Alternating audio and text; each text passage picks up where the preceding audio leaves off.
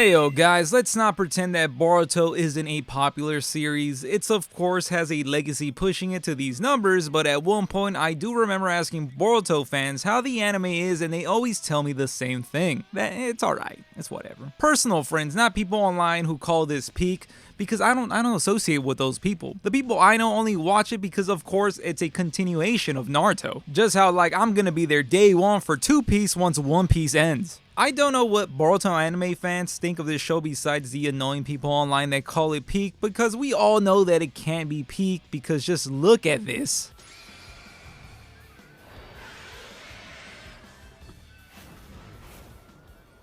But the anime has been plagued with so much filler and anime canon episodes that I don't really want to go through any of that. It's so much fluff. Look at this. It's Sasuke getting owned by a dinosaur. I don't want to see this. It's gonna ruin Naruto for me. I've seen people complain online that say that the anime is canon because these are anime canon episodes and not filler, but I don't think that Sasuke finding a dinosaur is that important or relevant to the manga, and I just don't want to go through 300 fucking episodes for 80 chapters that is the manga. But you know what? I want to give Boruto a chance. I will pick up the manga, and I promise I'll give you my non-biased opinions on the manga, because while I do like Naruto, I like to pick on it because it's such an easy series to pick on. But deep down, I do like Naruto, so maybe there's something in there that I might like.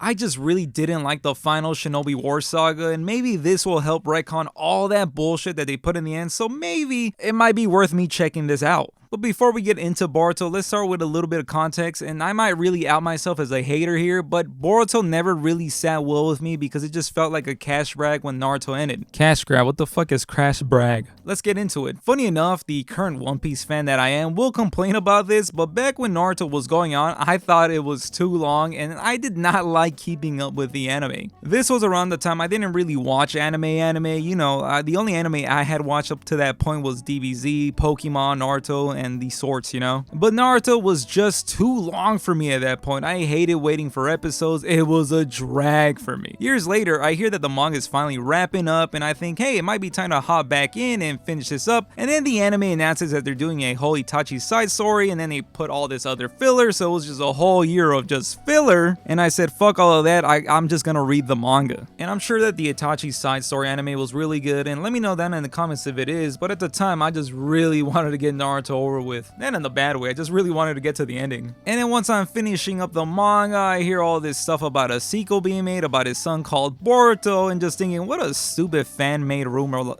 Come on, Boruto, that's the best you could think of, and then it was real. And then I'm finishing up Naruto, and they start introducing these chakra aliens at the end of Naruto, and it just really spoiled the whole thing for me. I had already not liked the Shinobi War arc, and this is just like, I don't know, a piece of shit on top of the shit cake that I was eating.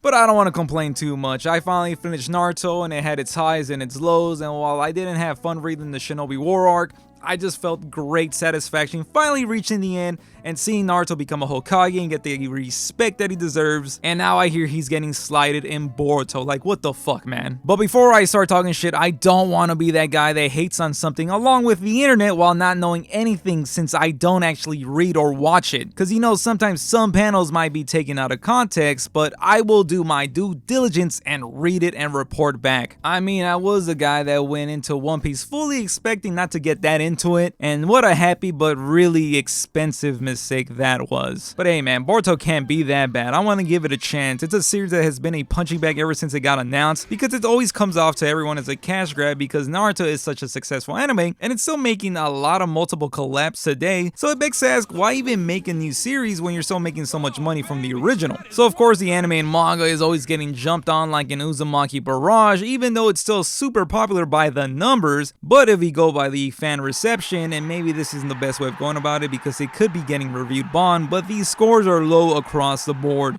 Yes, Mao isn't the best representation, but it's something to go off by. But if we look at the Mao score, the anime is under a 7, not so good. It's just more okay, right? It's not really good, it's just an okay series.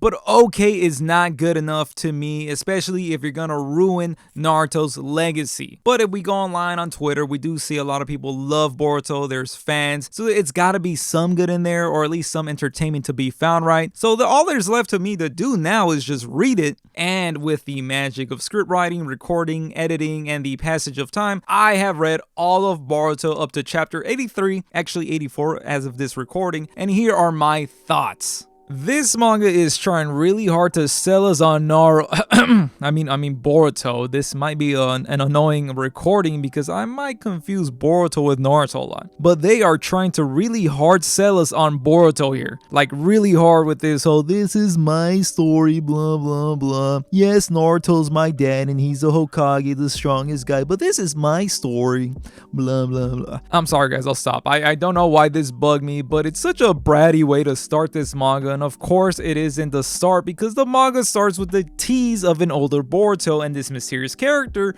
with Naruto's condition unknown. And this is what everyone holds on to, that Boruto will pay off, because what happened to Naruto? Where is Naruto? But shut up, this is not Naruto's story, this is Boruto's story. Look at him, does he have a Byakugan? What's going on here? Okay, I'll stop with the whole my story thing. This is a real investigation to see if Boruto is a good story and worthy of being a Naruto successor, so let's just be open to what's about to go down. So let's take a look at the world of Naruto and Boruto and what has become of Konoha Village. It's been years since the event of Naruto, so we are in the future now, y'all. We got Nintendo Switches, we got fucking flat screen TVs all over the village, and look at this, if you want to disappoint your child, there is emails. He can send out emails now in the world of Naruto. It's wild to see this in Boruto/Naruto, but what's even wilder is that they must have gone through a pandemic, because they got Zoom chats for Kage meetings. We should have been looking at Boruto. They knew something about the future before we even knew. What else do they know? And ain't it kind of sad that Kage meetings used to be this whole big event, and now they just go on the computer and just like, I don't know, Naruto's not even wearing pants while he's on these meetings, like what the fuck? And one thing I wonder is how much input from Kishimoto there was, because Konoha does look the same, but the only thing that's different is all this new technology going on, and the characters as well. All the outfits are modernized for the better or worse. It's up to you to decide if you fuck with Boruto's Adidas sweatsuit trip. I'm just kind of indifferent about it. I haven't really liked the artwork so far, but we'll see as the manga goes on. But the re-advancement here is the creation of scientific ninja tools, and how you can even become a shinobi today for a small payment of what, like your arm? I don't know what's a lot of money in the world of Naruto. And just in case you don't have enough money or don't feel like losing an arm, you can still feel like a shinobi with the Shinobi Legends TCG. And thank God these aren't real, because I'm already spending mad bread on the One Piece TCG.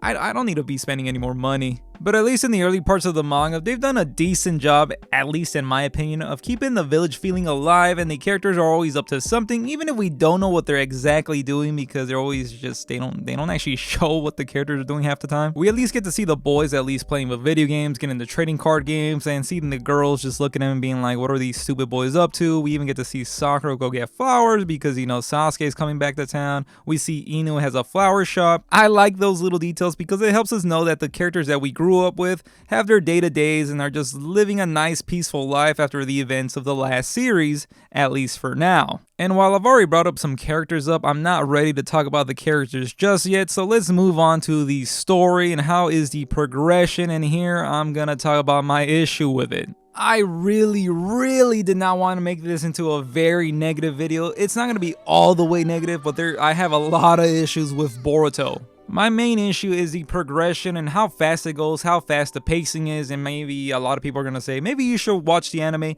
No, I already read the manga. I'm probably not gonna do that. I actually have a second issue that goes along with progression, and this one's a lot more controversial because it is the power scaling that goes on, because it is ridiculous. But let's not be too negative, because we do have moments of development for Boruto to show that he isn't just the bratty son of the Hokage who has daddy issues, because his dad isn't always around. So we get moments where he's cheating for the tuning exam, and boy, those tuning exams are like, they're so underwhelming this time around. Like what happened to the great tuning exams from the original Naruto series? But here he's cheating with the ninja science tools, and then he learns that he has to earn it to become a real shinobi and gets disqualified, but then he totally redeems himself with the whole Momoshiki Arc and all that. But for a moment there, he hates the ninja science tools because he was scolded for it. And I totally forgot about this. He also makes friends with a kid in a similar situation with him with daddy issues, and then he becomes a total shinobi that that way also because he protects his friends, even if it meant breaking the rules. Because, you know, like everyone say it together, you're a true scum if you leave your friends behind. And if only Kakashi was there to say it, but you know, well, we'll talk about that in a bit. But like I said about the science tools, then he eventually learns that ninja science tools aren't inherently bad with his fight with Ayo, guys. I'm sorry about that, guys. But his name is Ayo. You remember him from the Naruto Shippuden series, right? I totally didn't forget. But yeah, with this fight, Boruto learns it's the way that they're used that dictate if they are good or bad. Like, you know, of course it was bad the way he used it. He's using it during an exam. Of course that's bad, but he's seen so many good uses of the technology, so he learns that, hey, it's not that bad really, I was just being a little brat about it. And this is what you call a good steady progression of Boruto growing to be stronger, but I just felt that it was also kind of boring, and not to say boring in a bad way, but it's just that we just had the Momoshiki arc before these two arcs, and I just felt that it was wrong to start this manga series with the Momoshiki arc, and I don't want to 100% rip on it either, because it is a movie script story, so it has to have the most fake high stakes, an overpowering villain, and then an ass pull ending. And don't get mad at me with that statement, because this is literally nearly all anime movies. Dragon Ball Z, One Piece, whatever you want to say, there's always an ass pull ending in anime movies. My main issue with this arc is that Boruto's the one that defeats Momoshiki. He didn't single-handedly defeat him, but he had no right contributing as much as he did.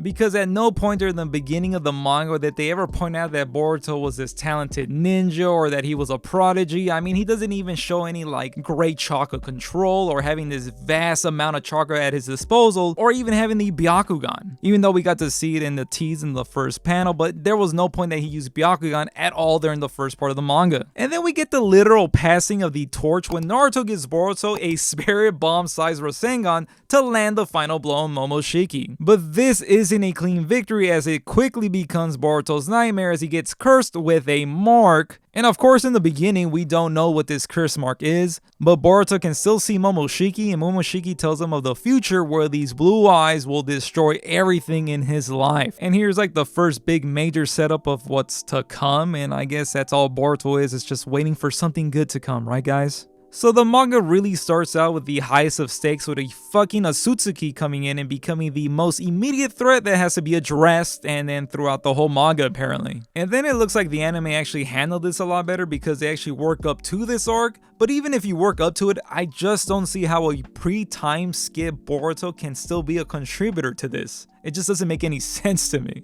We have the Ōtsutsuki that were the endgame villain of Naruto Shippuden. A child does not have any right to be a big contributor to this. Why is it that afterwards we get more believable progression of villains that he has to take on with Shojiji and Ayo? Why do we get that afterwards? That should have been before. And then I saw in the online community that a lot of people don't like the inclusion of science ninja tools, but I actually don't mind this aspect if it's a big part of the story, if it's done right, and so far it has been. And I know it was really silly to see Ayo with a futuristic machine gun in Naruto, at least in the world of Naruto, but this is progression, technology advances.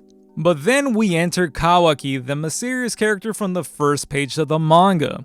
Ayo, part of the Kara clan, was in charge of intercepting a vessel, and we soon find out that the vessel is Kawaki. And what is he a vessel for? A vessel for another Ōtsutsuki, Isshiki. And here we learn that Kawaki and Boruto share the same curse mark, the Karma, and we find out here that it's a mark of resurrection where the Ōtsutsuki clan use a human body, or any living body I assume, because I don't know what's going on in the rest of the universe in Naruto, and they steal that body and reborn as a true Ōtsutsuki so they can never die, because that's what we really need, right? We need more Ōtsutsuki. But then we learn that they can still die, but this is the way they cheat death. Here, of course, we learn more about Kara, a clan led by Jigen and a bunch of cyborgs who all rival Naruto in strength and therefore are also a threat to Boruto in the game, because this is my story, dad. And here is where the issue of progression and, power scaling gets thrown out the window, because then we immediately move into the Kara arc, where I want to assume Delta and the rest of the group are comparable in strength, and one of the members are taken out by a bunch of children. Yes, I'm talking about Boruto and his team plus Kawaki.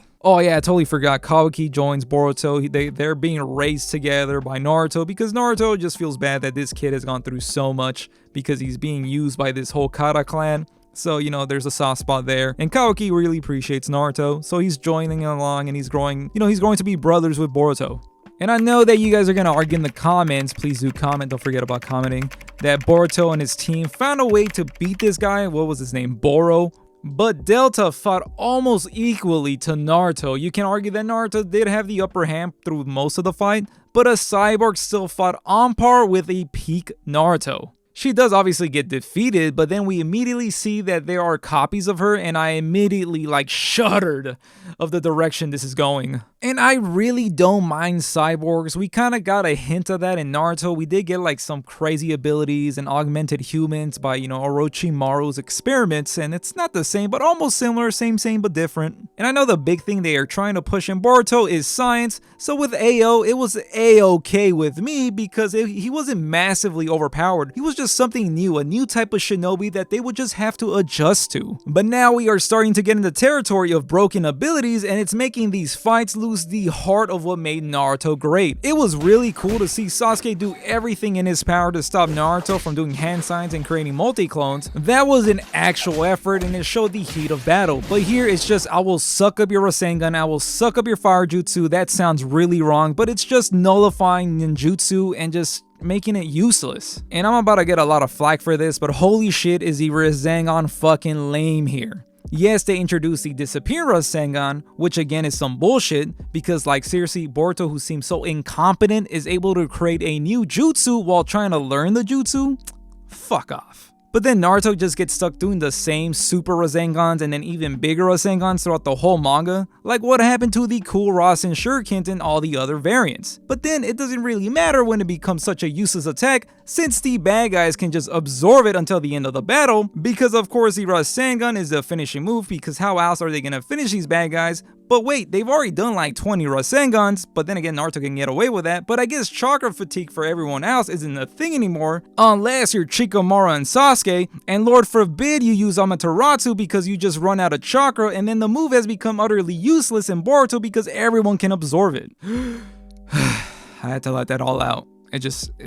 Why? You're ruining legacy moves. And this can be blamed on one Kara clan member, and that's Amado, a super scientist that apparently no one can stand up to because he is making pseudo-god cyborgs. Like I said earlier, I'm okay with cyborgs being in this story, but when they're overpowered like this, I just don't like it. And they even try to explain it by giving some kind of explanation that he got DNA from an Ōtsutsuki, but don't explain how he got it and how it was a perfect integration with his cyborgs. Seriously, this could have been a perfect way to retcon the Ōtsutsuki, because they could have explained that he found it here, gave it some kind of lore, but no, they just say, oh, he got DNA from Ōtsutsuki out of fucking thin air. So hey, you can just create the strongest fighters in the universe just like that. And it's not like there's just one or two, but there's 8 cyborgs, and some can be as strong, if not stronger than Jigen, but not confirmed to be stronger than Isshiki as of yet at least. And yes, Isshiki does resurrect thanks to one of the cyborgs who ends up being a clone of Jiraiya, and good heavens, do we have to do this? I didn't expect him to be Jiraiya or a clone of Jiraiya because I just turned off my brain. I just wanted to enjoy this without,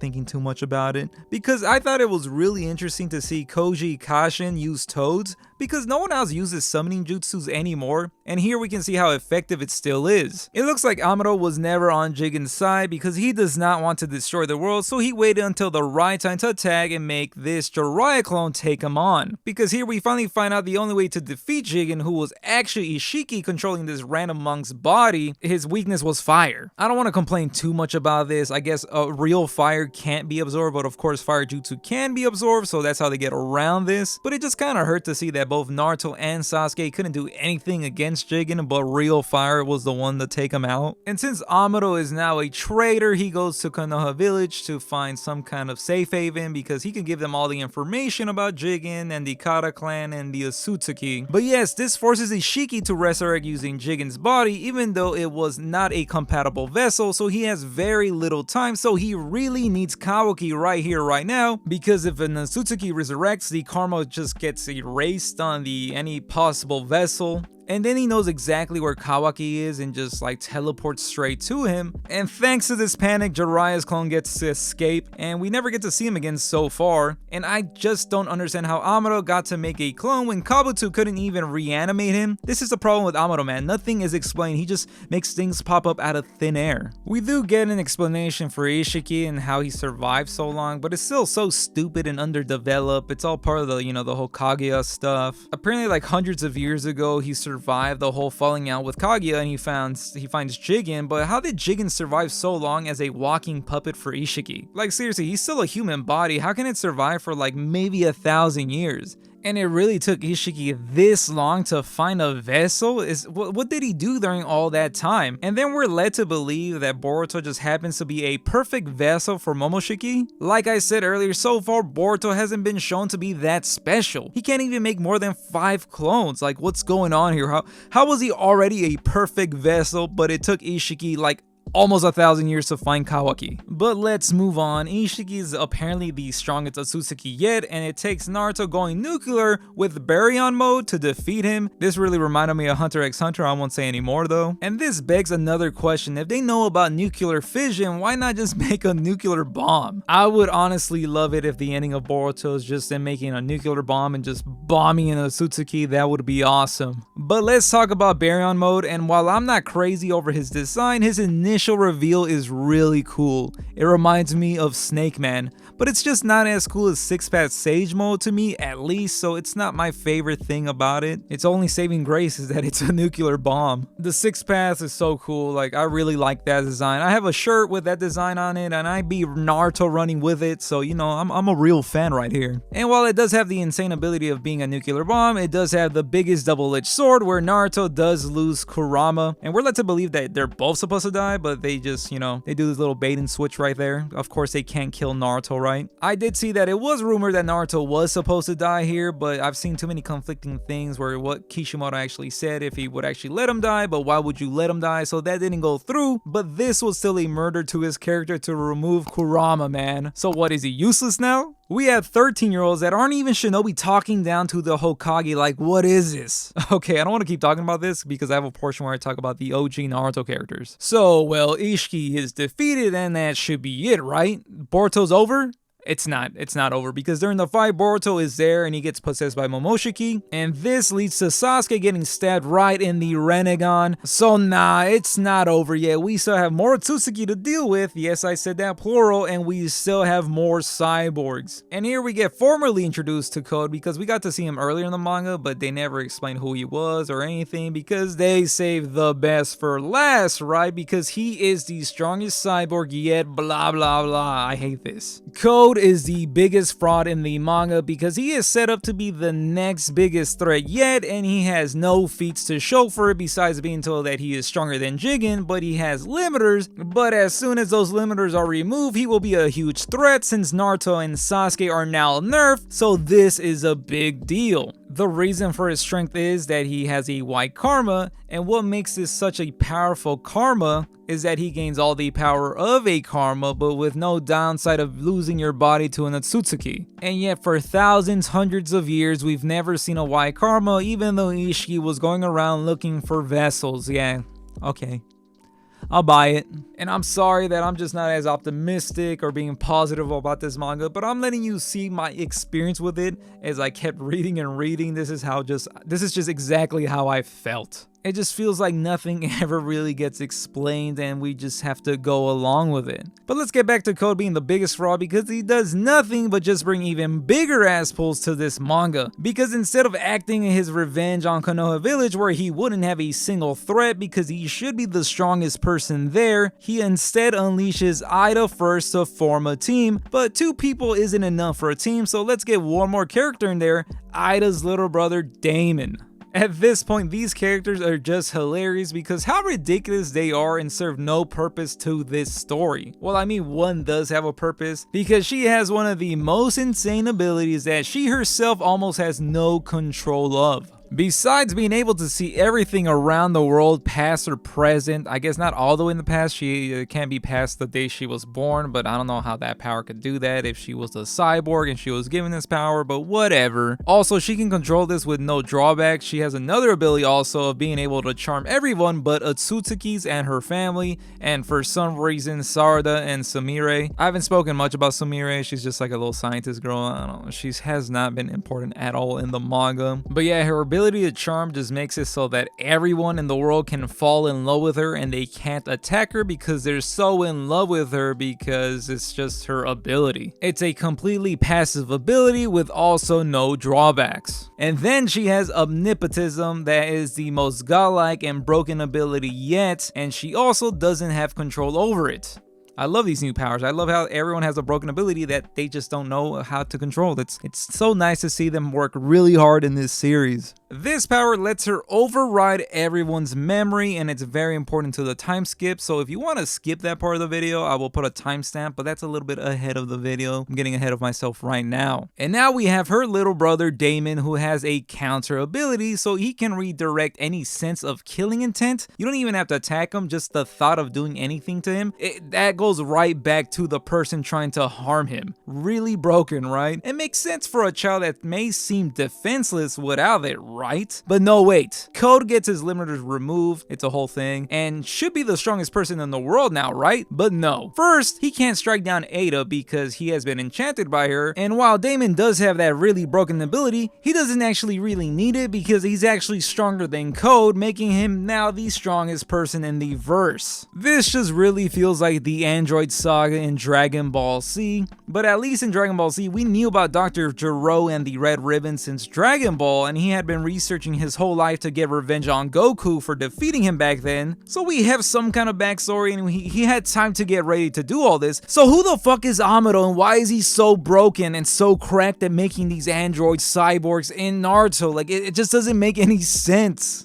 And I don't even think anyone's really hyped up about these new cyborgs because I've never seen anyone hype up Damon, but I have seen Ida online before. I thought she would be a promising character. I mean, I think her design is cool, but her broken abilities just make her so unappealing to me, which is really ironic. Besides some of the Boruto fans, I think most fans can agree that she is a very disappointing character with her broken abilities. So it's ironic that a character that has the ability to charm everyone leaves the readers uncharmed. Unless you're a horny fuck.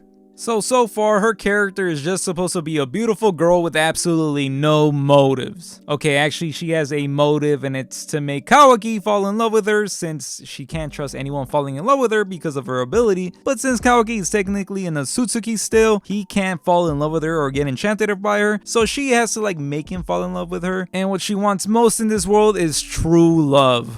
Me too, sister. But yeah, good luck with that because he only loves Naruto. Another thing we have in common, sister. Why is it that the people we love other men? My main issue with this series though is that it just doesn't feel like it's about ninjas and jutsu anymore. It's all about overpowered abilities and never earning your fights because everything just feels like an ass pull. So we have Boruto, who is the son of Hinata, who is the princess of the Hyuga clan, which would make perfect to give Boruto the Byakugan that was very overlooked in the Naruto series. Because the Byakugan would feel like a natural counter when you're fighting chakra eating aliens, and not once is anyone shown to fight with the Gentle Fist or anyone using Byakugan, let alone Boruto, well, on his own because he does get the Byakugan when he's in his Ōtsutsuki form. Like I said, the Byakugan and the Gentle Fist was very underused in Naruto, so why not bring it back here and improve upon it with chakra eating aliens? I guess it wouldn't matter since it seems like all of these broken abilities don't take any chakra anymore, or at least it just won't matter with these broken characters, but if you're Sasuke, please just get fucked. But I feel like the main reason why Boruto just doesn't feel like a series about ninjas anymore, it's the Ōtsutsuki, because they are still the worst thing about the whole series. They are the worst villains by far because they lack all kinds of depth. There is nothing redeeming about these characters because instead of making some effort to give them some better motives, they are nothing more than a new powerful threat that came out of fucking nowhere. They are introduced as space chakra eating aliens, and until now there have been no further developments on it. It doesn't help that they don't expand on the universe of Naruto far beyond their own world, so we can understand what makes them an actual threat. All we know from them is that they go to each planet, extract all the chakra, and move on to the next without explaining if there's any other human life or struggle. They just go on and on and on, and now our characters that we grew up with in Naruto have to deal with it. Unless we get an arc where they fully expand the Ōtsutsuki, they will be the most trash sad excuse of a creation to fucking milk the legacy of a series that is loved by so many, and it's just trashing up this sequel and in turn trashing on its own legacy because this has the stamp of approval from Kishimoto. And no, don't tell me about the whole Kage lore that was explained at the end of Naruto, because that was just bullshit that we also didn't like at the end of Naruto. So I want to compliment Boruto because it gets one thing right, because even though it takes place in the world of Naruto, it does not feel like Naruto, it feels like Boruto, and no, that is not a compliment, because it just disrespects the whole OG cast. And that there lies one of the main issues I have with the Boruto manga, and it's the disrespect that they do to the OG cast. Of course, we know that Naruto and Sasuke get nerfed, and hell, do they even give Killer Bee the time to breathe? Like, he is shown in the beginning to lose to the Ōtsutsuki, and then they don't ever show if like he's alive, if he's alright. Is he dead? We don't know in the manga, but I had to search online, and apparently in the anime they show that he's okay, but that's it. Seriously, it's so strange that Kishimoto would be fine with the murder of so many of his characters like that. For example, when Boruto was possessed by Momoshiki, this shouldn't have just removed Sasuke's Rinnegan. It should have given him brain damage in the process, because kunai knives aren't small and eyes don't have muscle thickness to them. They're thin. And this moment doesn't even make that much sense to me, because every time Momoshiki takes over Boruto, Sasuke is aware of it thanks to the Rinnegan. So it makes no sense that he literally got blindsided by this surprise attack. I felt like Sasuke is way smarter than that. But not only that, I do really feel bad of fans of Sasuke, because he seems to be the only one affected by chakra usage, and overall he just looks a lot weaker, or just feels out of his prime, because he just can't keep up with a lot of the fights like Naruto can. And of course Naruto is the strongest, he is the Hokage, he does have the Nine-Tailed Beast, but he gets nerfed because he loses Kurama. I don't really get mad when Naruto doesn't get affected by chakra usage. We've seen that he has like an endless supply of chakra, but apparently he doesn't have enough firepower to do anything to these cyborgs and space aliens.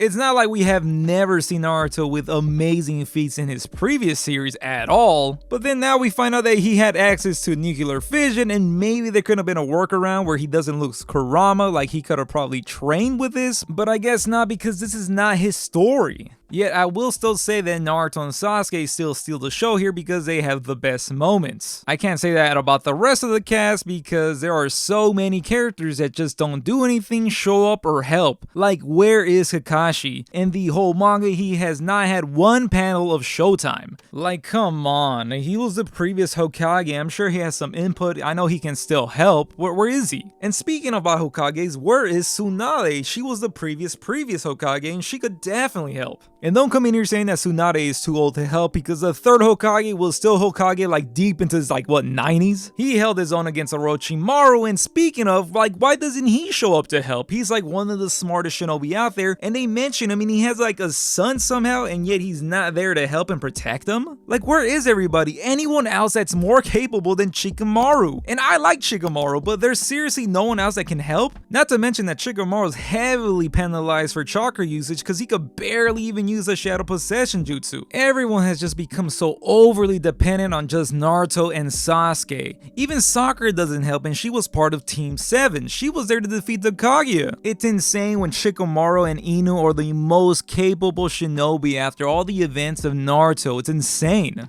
And of course, I understand that the OG cast has to be nerfed a bit, because of course this is Boruto's story. He wouldn't stop yapping about it in the beginning of the manga. But throughout the first 80 chapters, I gotta say that Naruto was still the best part about Boruto. And I don't know if this is controversial or not, but I really like adult Naruto here, because he's not perfect, but what adult is perfect? People like to crap on him because he hasn't been the best dad, but I mean, he didn't grow up with a dad, so he doesn't know how to be the best dad, but he's learning. But we do get to see him develop into a better father throughout the manga, because he doesn't only protect his own family, because he's busy protecting the whole family that is the village, and I really respect that. And you know what the worst part about all this is, that while Boruto does respect his dad's power, he is a fucking Sasuke dick rider, and it makes me so sad because he has an incredible dad, and it just hurts me because I'm not a Sasuke fan. So yeah, guess the pace in the manga is really fast and they just don't go over a lot of things, and maybe the anime canon episodes are warranted. But I will never watch them. I don't got the time for all that.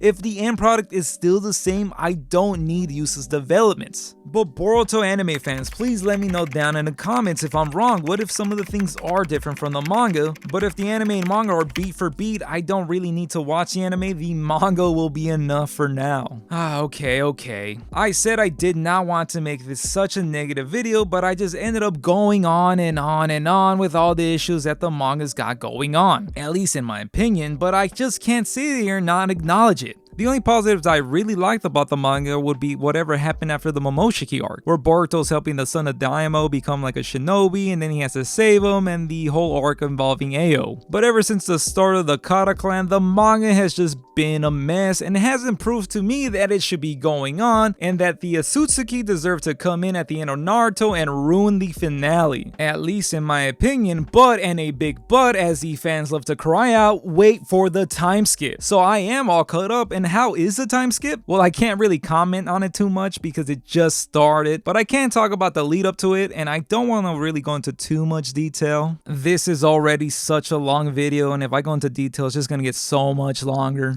I'll try to make this summary short because I don't want to go too much into detail, but there will be spoilers to the time skip and the big twist. I know I haven't talked too much about Kawaki, but he's essentially another character that is the mix of Naruto and Sasuke.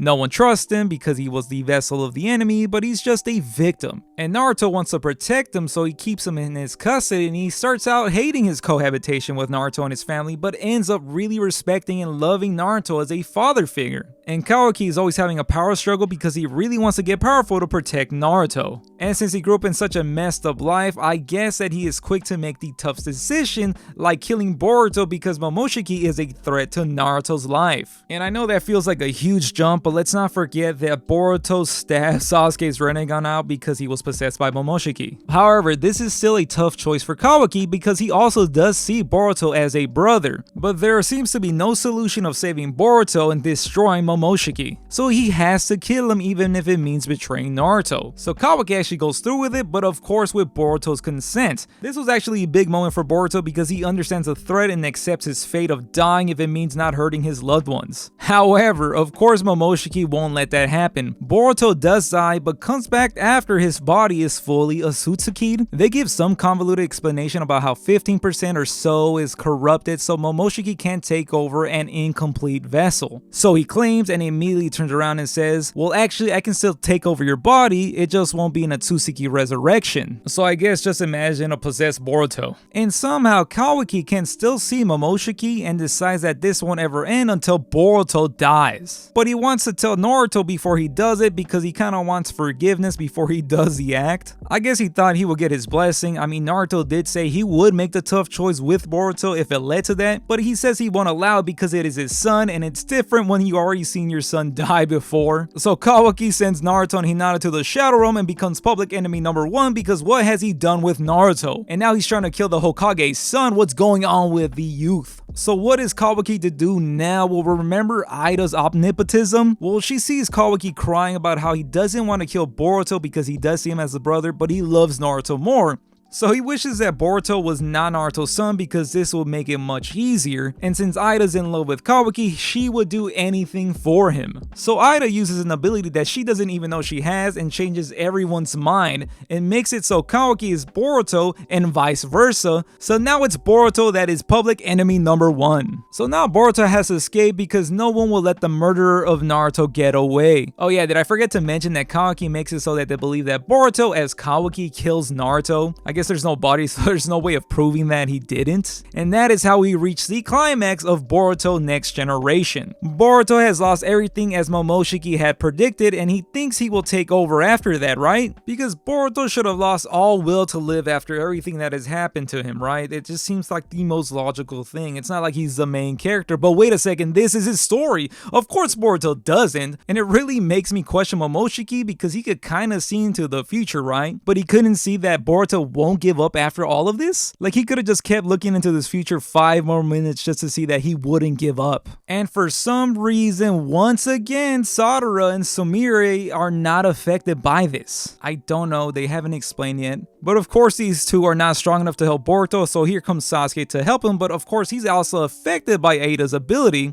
But Sarada is able to convince Sasuke to help Boruto because Sasuke doesn't actually understand what's going on until she unlocks the Mangekyo Sharingan. This kind of helps Sasuke understand that something must be going on because you need to be under great stress to unlock this. So that helps convince him to see that maybe she isn't lying and somehow everyone thinks that Boruto is Kawaki, or at least that Kawaki is Naruto's son and Boruto is the new intruder. So while after he talks with Boruto, he does see some inconsistencies, like Boruto having the headband that he gave Kawaki, I guess, in this situation. And oh wait, Momoshiki is still inside Boruto like the real Boruto should. Okay, that's kind of confusing because what I mean that Momoshiki is inside Naruto's son, which Boruto is. You see, if you just take a moment to be rational, you can figure things out. I mean, these are children you're confronting, like you don't have to go immediately kill mode. Well, now Sasuke is on the run because he helps Boruto escape, and now we have to get stronger to solve all of this. And this is how we get the time skip, and I really hate to be so negative about this, but the lead up to all this is just so forced, and I mean literally forced. You see, the idea behind this isn't terrible. I can get behind a darker Naruto being treated as the enemy, but the means of getting there was just bad. Because everything is just written in and we just have to accept it, and it's open to so many plot holes. It leaves so many questions and it's not explained well, like what about all the pictures inside Naruto's house where it shows that Boruto is clearly his son?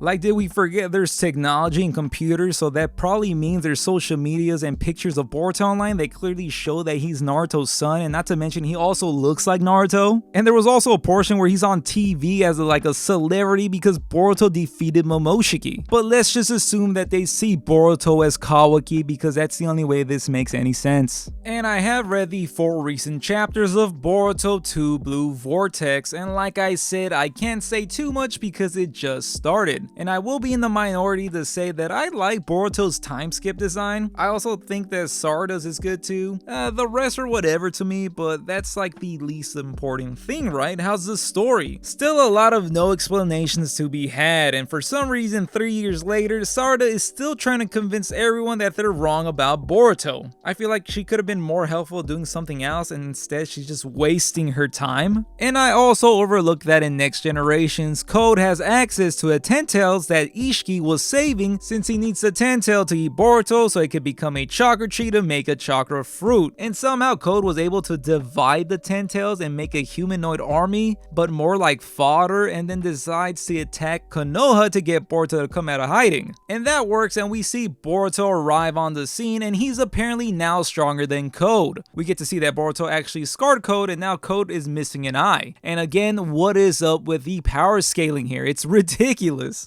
Code is seriously the biggest fraud. What happened to being like the strongest person, huh? And this is with Boruto not even accessing that Ōtsutsuki mode. His power scaling is also ridiculous. And he also returned with a new jutsu, the Rasengan Osuhiku, I hope I pronounced that well. And it's a Rasengan that incorporates the planet's chakra and rotation, and basically it's a never-ending attack until the victim dies. It ends up being very underwhelming even though it does make Code retreat, but Boruto quickly removes the jutsu and we don't get to see its true strength. But yeah, I don't really like these Tentail Frieza looking fodder because how is this even possible? They don't even go into explaining it. And now they have evolved, and now we have another threat on our hands without even further explanation. And oh wait, Sasuke's a tree now. So far, not so good, man. But my question is, will Boruto ever be good? Because at this point, Boruto isn't good. The most okay thing going on, and the only reason I'm saying it's okay, because at least for me, there's still some aspect of a mystery that can make up for some of this. I am somewhat interested to see what happens to Boruto because he is a combination of Naruto and Sasuke at this point of the time skip. And I want to see if they might be able to save this whole mess of a story and wrap it up in something that makes sense, which I doubt.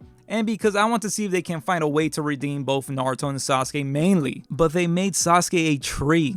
And I'm sure they'll find a way to make Sasuke capable once he's released from this tree form, but then again he's still nerfed because he's missing the Rinnegan, and I really find it hard to find a way to make him capable. I have very little doubt, but the best compliment I can give Boruto is that I will continue to read this monthly. But is that really a compliment coming from me when I read Rent a Girlfriend weekly, and I can acknowledge that that isn't the best series? But it's way better than this one though. I can only assume that the only way to solve this is to kill Ida or something along those lines. Or potentially Boruto about to kill Kawaki and Ida has to figure a way to reverse everything. Then again, she doesn't really know how to control that power, but if Kawaki's in danger, you can do anything for love, right? Love is the answer, I guess. And then we still have Code and his arc, and it's just so, I don't want to say it, I just don't like it. I don't know why they ever brought up the fact that he was supposed to be so strong. His character might have been okay if they only saw him as a big threat who has access to other cyborgs and a devoted lunatic that could destroy the world with his karma. But no, he was this big threat because he was so strong. Like, who even likes this guy, man? That's the issue with Boruto. They make these strong characters like Code and Damon, and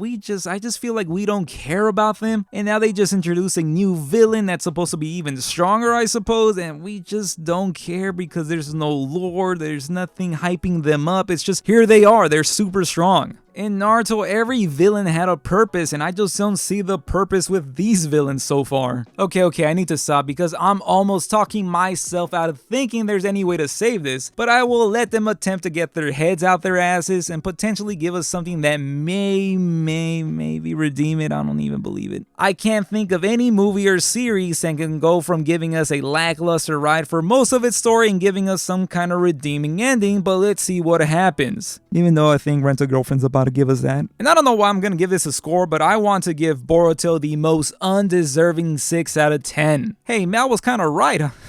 And really, if I'm being honest with myself, the only reason I give it a 6 is because I think if you turn off your brain, this can be seen as entertainment. Oh boy, that sounds pretty rough. But let me know what you guys think in the comments. I really gave this a chance, and as you can see by this video, I'm about to hit 50 minutes talking about this. It might be longer after I edit it, and it's gonna be such a pain to edit it. So please, if you made it this far into the video, please hit the video with a like. That will help me out so much. And depending on the comments, I might make a response videos if you guys really disagree with me or question me, and depending on the likes, maybe I'll make a follow-up video in the future of my thoughts on Boruto and see how the story's going. And while you're at it, please subscribe and help me reach 5,000 subscribers so I can become the Hokage too, and I'll catch you guys on the next one. Thanks for watching, I appreciate you. Kakashi's like my favorite character, why is he not in this?